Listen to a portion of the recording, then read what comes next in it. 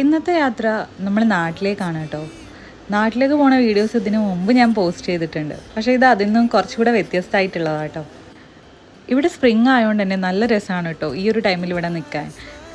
റോഡിൻ്റെ രണ്ട് സൈഡിലുമായിട്ട് ഒരുപാട് പൂക്കൾ മരങ്ങളും അങ്ങനെ അടിപൊളിയാണ് കാണാനൊക്കെ. പിന്നെ ക്ലൈമറ്റും ഭയങ്കര നല്ലതാണ്.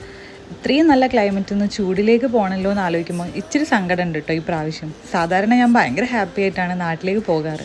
പക്ഷേ ഇവിടുത്തെ ഈ ഒരു സ്പ്രിങ് വിട്ടിട്ട് എനിക്ക് പോകാൻ ഭയങ്കര സങ്കടമായി. പോണ വഴിക്കിൽ കുറച്ച് നേരം നമ്മൾ നിർത്തിയിട്ട് ദേവപ്രയാഗമൊക്കെ കണ്ടിട്ടോ. ഈ ദേവപ്രയാഗ സംഗമം എപ്പോൾ എനിക്ക് കണ്ടു കഴിഞ്ഞാലും ഭയങ്കര രസമാണ് കാണാൻ.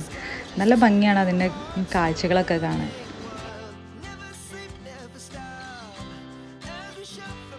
നമ്മൾ വീട്ടിൽ നിന്ന് കുറച്ച് ലേറ്റായിട്ടാണ് കേട്ടോ ഇറങ്ങിയത്. ടാക്സിയിൽ നമുക്ക് ഋഷികേശ് വരെ പോകാനുണ്ട്. പോകുന്ന വഴിക്കുള്ള കാഴ്ചകളാണ് ഇതൊക്കെ. ബങ്കി ജമ്പിൻ്റെയൊക്കെ കാഴ്ചകളാണ് ഈ കാണുന്നത്. പെട്ടെന്ന് ഓടിപ്പോയതുകൊണ്ട് തന്നെ ബസ്സിൽ കയറണ വീഡിയോ ഒന്നും എടുക്കാൻ പറ്റിയില്ല കേട്ടോ. കാരണം നമുക്ക് വേണ്ടി ബസ് അവിടെ വെയിറ്റ് ചെയ്യായിരുന്നു 10-15 മിനിറ്റ്. അതുകൊണ്ട് തന്നെ പെട്ടെന്ന് അതിൽ ഓടിക്കയറി. ഇപ്പോൾ ഈ കാണുന്നത് ബസ്സിലുള്ള കാഴ്ചകളാണ്. 1 മണിയൊക്കെ ആയപ്പോൾ ബസ് നിർത്തി തന്നിട്ടുണ്ടായിരുന്നു കേട്ടോ ഫുഡ് കഴിക്കാനായിട്ട്. അപ്പോൾ നമ്മൾക്കൊരു 1/2 hour ആണ് അവിടെ ഉണ്ടാവുക ടൈം. അതുകൊണ്ട് തന്നെ നമ്മൾ ഫുഡ് മേടിച്ച് പാർസലാക്കി കൊണ്ടുപോവുകയാണ് ചെയ്തത്. എന്നിട്ട് ബസ്സിലിരുന്ന് കഴിക്കുക കേട്ടോ ചെയ്തത്. ഞാൻ ദോശ മേടിച്ചിട്ടുണ്ടായിരുന്നു, പിന്നെ ഒരു വെജ് റൈസ് പോലത്തെ ഒരു സംഭവം മേടിച്ചിട്ടുണ്ടായിരുന്നു. വലിയ ടേസ്റ്റ് ഒന്നും ഇല്ലായിരുന്നു കേട്ടോ. പക്ഷേ ദോശ വലിയ തെറ്റുമില്ലായിരുന്നു. അങ്ങനെ നമ്മൾ അതൊക്കെ മേടിച്ച് കഴിച്ചിട്ടോ. ഈ പ്രാവശ്യം നമ്മൾ പ്രോപ്പർ ഡൽഹിയിൽ നിന്നല്ല കേട്ടോ കയറുന്നത്. ഗാസിയാബാദിലുള്ള ഇന്ത്യൻ എയർപോർട്ടിൽ നിന്നാണ് കേട്ടോ കയറുന്നത്. ഇതൊരു പുതിയൊരു എയർപോർട്ടാണ്. പുതിയത് മീൻസ് ഒരു 2 വർഷമായിട്ടുണ്ട്. ഡൽഹിയിലെ എയർപോർട്ടിലുള്ള തിരക്കൊക്കെ കുറയാൻ വേണ്ടിയിട്ട് ഒരു ഡൊമസ്റ്റിക് ആയിട്ടുള്ളൊരു എയർപോർട്ട് അവർ സെറ്റപ്പ് ചെയ്തതാണ്. അപ്പോൾ നമ്മൾ നേരെ ഡൽഹി ഇറങ്ങിയിട്ട് നമ്മൾ നേരെ അങ്ങോട്ടേക്കാട്ടോ പോയത്. അതിൻ്റെ അടുത്ത് നമ്മൾ റൂം എടുത്തിട്ടുണ്ടായിരുന്നു. അപ്പം ഒരു ദിവസം നമ്മൾ അവിടെ സ്റ്റേ ചെയ്തു. ഇതപ്പം കഴിച്ചിട്ടുള്ള ഫുഡിൻ്റെ ഡീറ്റെയിൽസ് കാര്യങ്ങളാണ് കേട്ടോ. അവിടെ ഒരു കേരള ഹോട്ടലൊക്കെ ഉണ്ടായിരുന്നു. അപ്പോൾ അവിടെ നമ്മൾ ഫുഡെല്ലാം മേടിച്ച് കഴിച്ചു. അത് കഴിഞ്ഞ് നമ്മൾ രാവിലെ തന്നെ ഇറങ്ങിയിട്ടുണ്ടായിരുന്നു കേട്ടോ. അപ്പം ചെക്കിനും കാര്യങ്ങളൊക്കെ കഴിഞ്ഞു. നമ്മൾ ഫുഡൊന്നും കഴിക്കാതെയായിരുന്നു ഇറങ്ങിയിട്ടുണ്ടായിരുന്നത്. അപ്പോൾ നമ്മൾ അവിടെ നിന്ന് തന്നെ ഒരു ബർഗറൊക്കെ മേടിച്ച് കഴിച്ചു കേട്ടോ.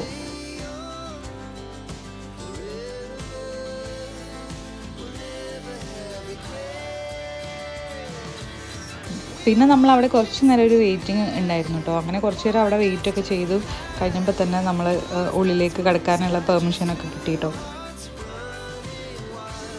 ഈ ഇന്ത്യൻ എയർപോർട്ട് നിൽക്കുന്ന ഈ ഒരു ഏരിയ മിലിറ്ററി ഏരിയ ആയതുകൊണ്ട് തന്നെ അവിടെ ഫോട്ടോഗ്രാഫിക്കൊക്കെ കുറച്ചൊരു റെസ്ട്രിക്ഷൻസും കാര്യങ്ങളൊക്കെ ഉണ്ടായിരുന്നു കേട്ടോ. അങ്ങനെ നമ്മൾ ഒരു 11 മണിയൊക്കെ ആയപ്പോൾ തന്നെ നമ്മൾ ബാംഗ്ലൂർ എത്തിയിട്ടുണ്ടായിരുന്നു. പിന്നെ ഇവിടെ വലിയൊരു ഭയങ്കരമായിട്ട് നമ്മൾ അവിടെ ഇരുന്ന് പോയിട്ടുണ്ടായിരുന്നു. ഒരു 8 മണിക്കൂർ കഴിഞ്ഞിട്ടായിരുന്നു നമുക്ക് പിന്നെ കാലിക്കറ്റ് ഫ്ലൈറ്റ് ഉണ്ടായിരുന്നുള്ളൂ. ആദ്യം നമ്മൾ പുറത്ത് പോകാമെന്ന് തന്നെ വിചാരിച്ചു. പിന്നെ വിചാരിച്ചു ഇവിടെ തന്നെ ഇരിക്കാമെന്ന്.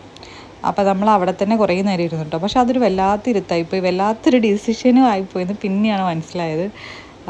അങ്ങനെ അവിടെ തന്നെ ഇരുന്നു. 8 മണിക്കൂർ നമ്മൾ അവിടെ തന്നെ ഇരുന്നു. നമ്മുടെ രാത്രി 9 മണിക്കായിരുന്നു പിന്നെ ഉണ്ടായിരുന്ന ഫ്ലൈറ്റ് കേട്ടോ.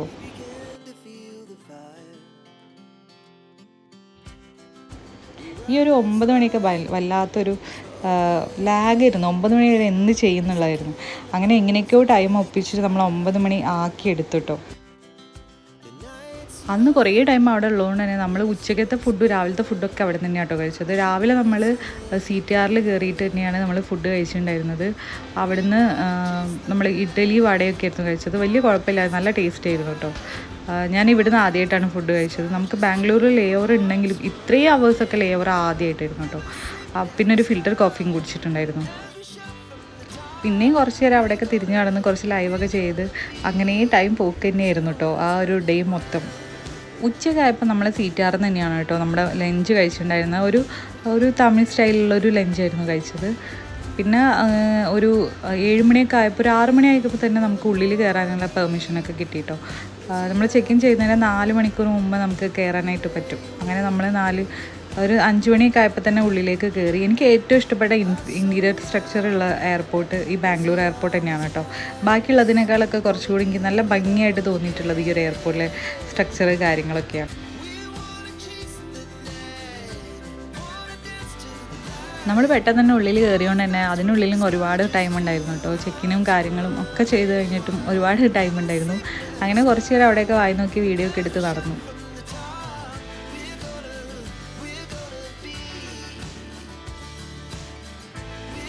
ഇങ്ങനെ പകുതി വൈക്കലെത്തുമ്പോഴൊക്കെയാണ് കേട്ടോ ഭയങ്കര ഒരു എക്സൈറ്റ്മെൻറ്റ് കൂടി വരും നാട്ടിൽ പോകാനുള്ളതിൻ്റെ. അപ്പം ഈ ഒരു ടൈമൊക്കെ ആയപ്പോഴത്തേക്കും ഭയങ്കര നാട്ടിലെത്താനായല്ലോ എന്നുള്ള ഒരു ഇതായിരുന്നു. പിന്നെ രാത്രി ആയപ്പോൾ നമ്മൾ ഫുഡ് കഴിച്ചിട്ടോ. ഫുഡ് നമ്മൾ KFC ആയിരുന്നു കഴിച്ചത്. അതിനുള്ളിൽ തന്നെ KFC ഉണ്ടായിരുന്നു. അപ്പോൾ അവിടുന്ന് KFC കുറച്ച് ഐറ്റംസൊക്കെ മേടിച്ച് കഴിച്ചു.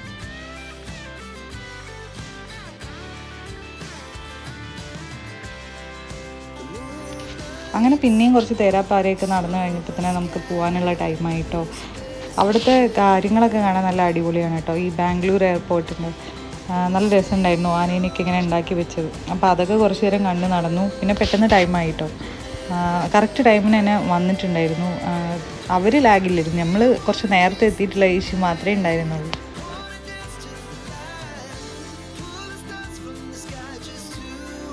അങ്ങനെ 8 മണിക്കൂറിന് ശേഷം ഞങ്ങൾ വീണ്ടും ഫ്ലൈറ്റിൽ കയറിയിട്ടോ. വല്ലാത്തൊരു ടയേർഡായിപ്പോയിട്ടോ, ഭയങ്കര ടയേർഡായിപ്പോയി. അത്രയും ടൈമൊക്കെ അങ്ങനെ ഇരുന്ന് കഴിഞ്ഞപ്പോൾ തന്നെ നമുക്ക് വല്ലാത്തൊരു ടയേർഡ് വരുമല്ലോ. വേണ്ടാത്ത പണിയായിപ്പോയെന്ന് പിന്നെയാണ് തോന്നിയത്. നമുക്ക് പുറത്തെവിടെയെങ്കിലുമൊക്കെ പോവുകയാണെങ്കിൽ ഇത്രയും ഒരു ഇഷ്യൂ വരില്ലായിരുന്നു. അങ്ങനെ നമ്മൾ അതിൽ കയറി. അങ്ങനെ രാത്രി ഒരു 10-10:30 ആയതുകൊണ്ടാണ് നമ്മൾ നാട്ടിലോട്ട് എത്തിയത്. ഈ ഒരു വെളിച്ചമൊക്കെ കാണുമ്പോൾ നമുക്ക് ഭയങ്കര ഹാപ്പിനെസ് ആട്ടോ. നമ്മൾ നാട്ടിലോട്ട് എത്തി എന്നുള്ള ഒരു ഫീൽ ഇവിടെ നിന്നാണ് കിട്ടുക. അപ്പോൾ ഭയങ്കര ഹാപ്പി ആയിരുന്നു. അപ്പോൾ ഈ വീഡിയോ ഇഷ്ടപ്പെടുകയാണെങ്കിൽ എല്ലാവരും ഒന്ന് കമൻറ്റ് ചെയ്യണേ, ഷെയർ ചെയ്യുക, സബ്സ്ക്രൈബ് ചെയ്യുക. അപ്പോൾ എല്ലാവർക്കും ബൈ, ടാറ്റാ.